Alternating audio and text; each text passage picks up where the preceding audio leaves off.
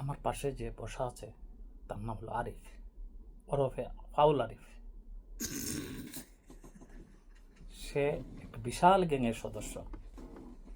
অতীতে এমন কোনো কুকর্ম নাই যা সে করেনি, এবং সামনেও সুযোগ পাইলে এমন কোনো কুকর্ম নাই যা সে করবে না।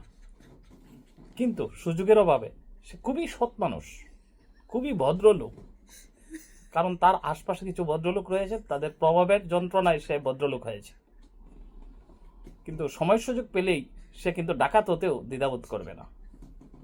সে দেশের খুবই একজন দেশপ্রেমিক মানুষ, দেশের জন্য খুবই মঙ্গলজনক একজন মানুষ। দেশের মানুষকে সে খুব ভালোভাবে শান্তি দিতে জানে এবং ভবিষ্যতেও দিবে।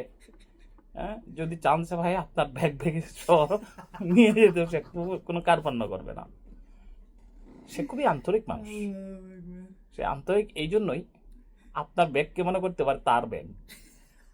সে খুব এতটাই আন্তরিক যে এমনকি আপনার পকেটের টাকা নিয়ে সে খেয়ে দিয়ে বাজার টাজার করে চলে আসবে নিজের মনে করে। সে কতটা আন্তরিক চিন্তা করুন। সে কখনো প্রেম টেম করে না।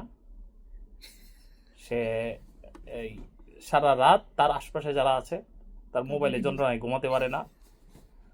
তার কথাবার্তার ধরন দেখে মনে হয় যে সে একজন বিশাল একজন প্রেমিক মানুষ।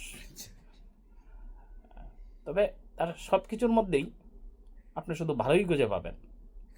সে যদি ফুটবল খেলতে যায় 10টা গোল খেয়ে আসে, আজকে 10টা গোল দিয়েছি। আবার মাঝে মধ্যে আবার উল্টা ঘটনা ঘটে, সে 10টা গোলও আবার দিয়ে থাকে। যাই হোক, সে 10 ছাড়া কোনো কথা নাই আর কি। এসব ছেলেদেরকে দেশ ও জাতির মনে রাখা উচিত। এইসব ছেলেদেরকে আপনারা সবসময় সমীহ করে চলবেন। কখন বলা তো যায় না, কখন ছুরি আপনার পেটে ঢুকিয়ে দিতে পারে। আপনারা সবাই ভালো থাকবেন। আরিফের জন্য দোয়া করবেন, তার সুস্বাস্থ্য দীর্ঘায়ু কামনা করবেন।